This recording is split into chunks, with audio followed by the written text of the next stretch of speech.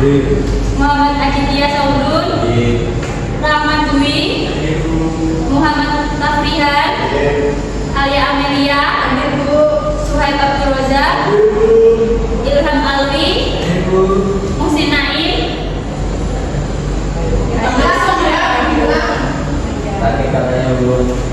Tahu nggak hari ini kita mau bahas apa? Nggak tahu. Kita akan membahas tentang Bani Umayyah di Andalusia. Siapa yang tahu tentang apa itu Bani Umayyah?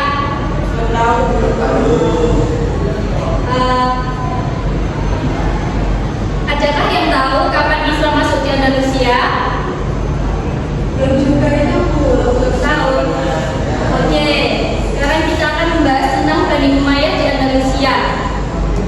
Jadi Islam itu masuk di Andalusia pada tahun 92 Hijriah. Saat itu Andalusia dikuasai oleh orang-orang Gotik.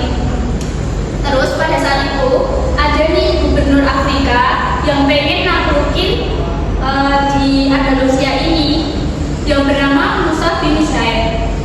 Dan dia itu menyuruh pasukannya yang dipimpin oleh Tariq bin Ziyad pada tahun 710 Masehi. Pada saat mereka itu naklukin di Andalusia ini, mereka itu nggak dapat perlawanan dari penguasa setempat. Terus ada penaklukan di Andalusia. Jadi pasukan tersebut itu naklukin Andalusia dan berhasil pada tahun 712 Masehi. Pasukannya itu dipimpin oleh Musa bin Musayyib tanpa bantuan dari Tariq bin Ziyad itu. Jadi itu ada dua pasukan. Yang pertama itu Musa bin Musayyib itu bisa menaklukkan dari pantai barat semenanjung Spanyol, yakni Sevilla dan Merida yang berhasil ditaklukkan. Kemudian dua pasukan itu bertemu yang dipimpin sama si Tariq bin Ziyad itu. Terus dua pasukan itu bergabung untuk menaklukkan Andalusia sampai ke utara seperti Barcelona, Tarragona, dan Zaragoza. Terus ada tahun 756 yang bernama Abdurrahman Ad-Dahil. Dia itu mendirikan Bani Umayyah II di Andalusia dengan di pusat Cordova yang terpisah dari Abbasiyah. Terus gara-gara penaklukan ini tuh penduduk Spanyol itu merasa bahagia dan memperoleh kemakmuran. Dan umat Kristiani itu menikmati kebebasannya dan tidak terganggu dalam melaksanakan ibadah dan kebiasaannya. Terus pada tahun 750 Masehi itu terjadi peristiwa besar di Damaskus yang menimpa kekuasaan atau revolusi yang dilakukan oleh keluarga Bani Abbas yang dibantu para pemberontak yang sejak lama melakukan penekanan terhadap Bani Umayyah. Terus revolusi tersebut berhasil mengakhiri kekuasaan Bani Umayyah yang sudah berkuasa selama 90 tahun. Terus ada nih seorang pemuda keturunan Bani Umayyah yang bernama Abdul Rahman.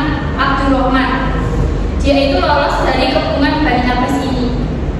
Nah, Abdul Rahman ini yang bakal jadi gubernur pertama di Andalusia. Terus pas dia sampai di Spanyol, ia itu disambut oleh pendukungnya dan berhasil menjadi amir dan penguasa Spanyol. Jadi pada saat itu Abdurrahman Ad-Dahil itu dijuluki sebagai pendatang baru untuk mempertahankan Spanyol ini. Terus ada kejayaan Islam di Andalusia. Yang pertama, kemajuan ilmu pengetahuan.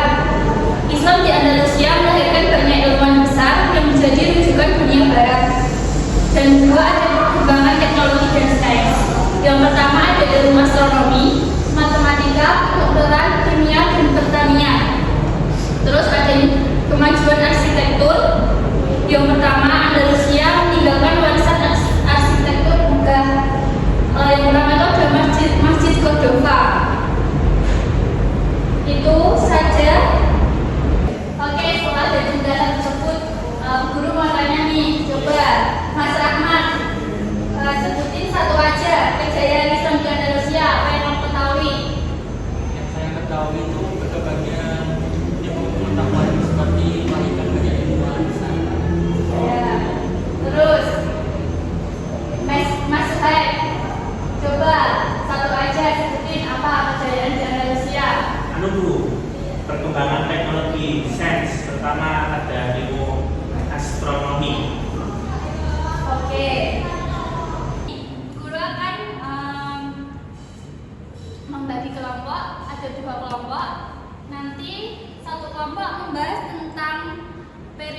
pemerintahan dalam Andalusia, dan yang kedua nanti tentang perkembangan ilmu pengetahuan di Andalusia. Nanti waktunya 5 menit buat berdiskusi secara kelompok. Yang kelompok pertama yang barisan ke depan, yang kelompok 2 di barisan belakang. Nanti berdiskusi ya. Setelah itu nanti satu orang maju buat jelasin dari diskusinya. Diskusinya berkelikat ya, biar diskusinya lebih enak. Ya Bu. Ayo.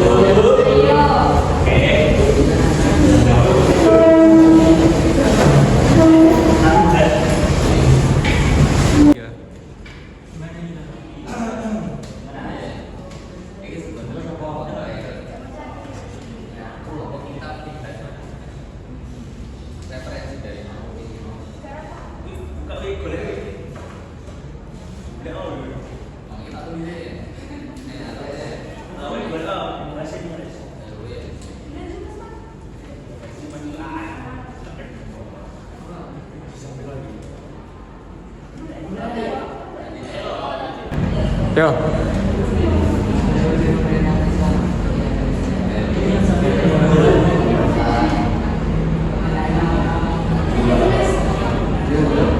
Ini juga bisa ini. Ini kan yang ini sini. Ini di sini aja. Nanti di sini. Ya. Boleh.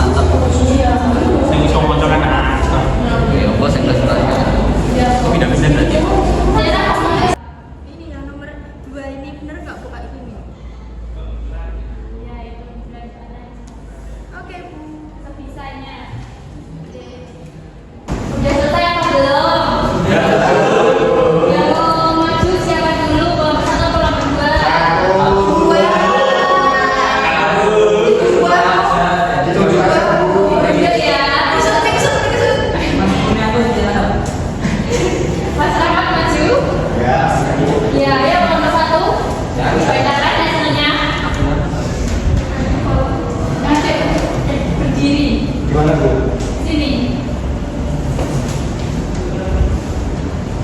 Baik, bismillahirrahmanirrahim. Assalamualaikum warahmatullahi wabarakatuh. Saya perwakilan dari kelompok 1 ingin menyajikan hasil diskusi dari kelompok 1 tentang ilmu bagi Umayyah di Andalusia. Yang pertama adalah bahasa dan sastra. Bahasa yang digunakan bergeser menjadi bahasa Arab karena sebelumnya memakai bahasa Latin. Bahasa Arab resmi di Andalusia sejak abad ke-9. Selain bahasa yang berkembang di Andalusia adalah sastra tokoh bahasa, yaitu Ali Al-Qali. Dan penulis sastra yang terkenal Abdur Rabi. Kedua, pendidikan dan pengetahuan. Bidang pengetahuan mengalami kemajuan banyak Muslim dari Andalusia yang menuntut ilmu ke belahan timur, dan ulama yang mengembangkan di Andalusia mengembangkan ilmu fikih, yaitu Abu Bakar Muhammad. Ketiga, arsitektur dan peradaban. Cordoba menjadi ibu kota negara Adabil, menjadi amir. Ia membangun dan mempercantik kota dan membangun benteng di sekitar istana. Tokohnya adalah Abdurrahman Al-Ghani. Mungkin cukup itu hasil diskusi dari kelompok 1. Mungkin ada yang bisa ditanyakan atau sudah jelas? Ya. Atau nanti bisa dijelaskan sama guru. Sekian dari saya. Assalamualaikum warahmatullahi wabarakatuh. Waalaikumsalam warahmatullahi wabarakatuh. Oke, selanjutnya kelompok 2 yang memacu siapa?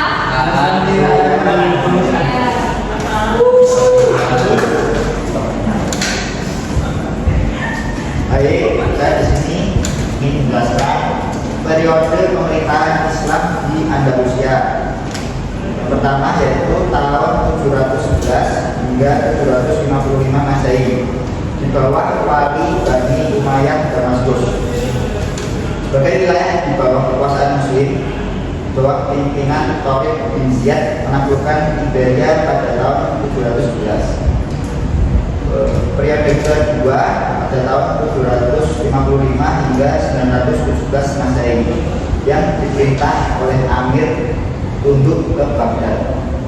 Setelah Khalifah Umayyad di Damaskus tunduk pada tahun 750 Masehi, keturunan Umayyad bernama Abdurrahman Ad-Dawi mendirikan pemerintahan independen di Andalusia dan menjadi amir pertama di Cordoba.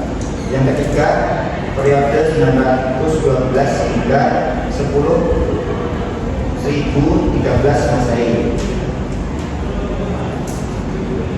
Pada tahun 929 Masehi, Abdurrahman III mengambil gelar khalifah dan menjadikan Andalusia sebagai khalifah yang mandiri dan mencapai puncak kejayaan di bawah kekuasaan Islam. Yang keempat, tahun 1013 sampai 1086 Masehi yang terpecah jadi kerajaan kecil Al-Mulk Al-Tawa'i. Khalifah Cordoba untuk menjadi bentuk kerajaan-kerajaan kecil yang saling berperang. Yang kelima, tahun 1086 hingga 1248 Masehi yang dikuasai oleh dinasti Murabitun dan Muwahhidun. Yang keenam, tahun 1248 hingga 1492 Masehi kekuasaan Islam tersisa di Granada. Sekian presentasi dari saya. Assalamualaikum warahmatullahi wabarakatuh.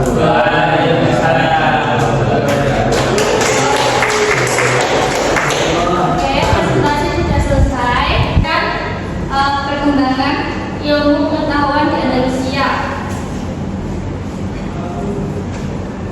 Yang kayak tadi kelompok 1 itu benar. Ini lebih jelasnya. Yang pertama adalah bahasa dan sastra. Jadi pas pada saat itu kan awalnya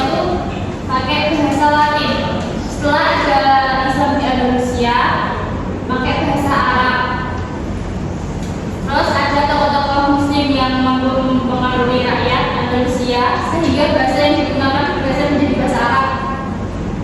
Terus salah satu tokoh yang mengembangkan bahasa Arab di Andalusia adalah Ali Al-Qali. Tadi yang sudah dibacakan Mas Aditya. Terus selain bahasa, hal lain yang berkembang di Andalusia adalah sastra. Soalnya pas dulu sebelum bangsa Islam datang, bangsa Barat belum mengenal sastra, dan sastra mulai dikenal setelah kedatangan Islam di Andalusia. Penulis yang terkenal pada saat itu namanya Ibnu Abdul Robihi dari Cordoba yang merupakan penyair kesayangan Abdurrahman III. Yang kedua adalah pendidikan dan ilmu pengetahuan. Selain bidang sastra dan bahasa, di sana itu juga berkembang tentang bidang pengetahuan yang mengalami kemajuan. Banyak muslim di Andalusia yang menuntut ilmu dari belahan timur, serta banyak pula para ulama yang mengembangkan ilmunya di Andalusia. Seorang sastrawan terkenal bernama Abu Bakar Muhammad bin Marwan bin Zuhair mengembangkan ilmu fikih di Andalusia. Selain ilmu fikih, ada ilmu astronomi yang sangat terkait. Salah satu tokohnya itu yang ada namanya Abu Al-Qasim Abbas bin Farnas. Selain itu ada arsitektur dan peradaban. Jadi Cordoba pada saat itu menjadi ibu kota negara ketika ada hal menjadi amir. Pada saat itu ada hal itu membangun dan mempercantik kota dan membangun benteng di sekitar dan istananya. Oke, itu ada secara singkat tentang perkembangan ilmu di Andalusia. Maaf, gue izin bertanya. Kan biasanya kalau di kejayaan Islam itu kan juga diibaratkan sama keruntuhan. Nah, di Andalusia ini ada nggak keruntuhan yang terjadi di masa Andalusia? Terima kasih. Ya, benar. Pertanyaan Mbak Sofia bagus sekali. Biasanya di kejayaan pasti ada keruntuhan. Jadi keruntuhan di Andalusia ini pada saat kekuasaan Bani Umayyah di Andalusia mulai mengalami kemunduran pada awal abad ke-11 ketika kekuasaan mereka itu terpecah menjadi beberapa negara kecil yang dikenal sebagai Mulk atau Tawaif. Pada tahun 1031 Masehi, Khalifahan Cordoba resmi runtuh, menandai akhir dari dominasi Bani Umayyah di wilayah tersebut. Jadi, kesimpulan dari Bani Umayyah ini, sejarah Bani Umayyah di Andalusia ini adalah kisah kejayaan dan keruntuhan, di mana mereka berhasil membangun peradaban yang kaya dan berpengaruh di Eropa, sebelum akhirnya menghadapi tantangan yang menyebabkan hilangnya kekuasaan mereka. Pengaruh budaya dan ilmiah mereka masih terasa hingga saat ini, menjadikan Andalusia sebagai salah satu pusat peradaban Islam yang paling bersejarah. Selanjutnya, pelajaran yang dapat kita ambil dari wilayah Islami dan sejarah Andalusia ini ada di PPT. Coba Mbak Alia bacakan.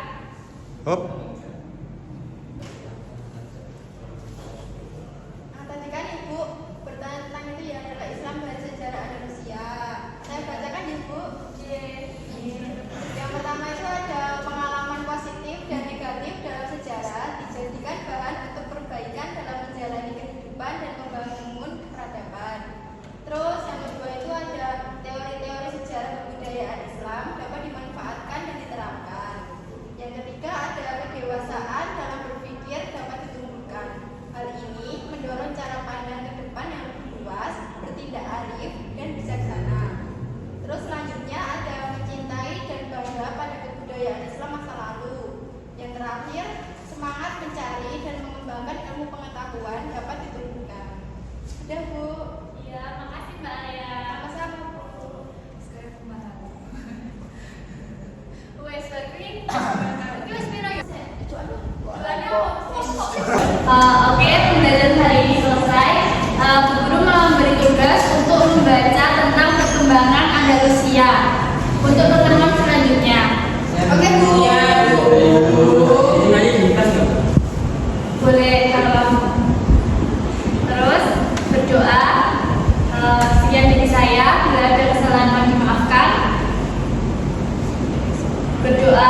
mulai. Subhanallah.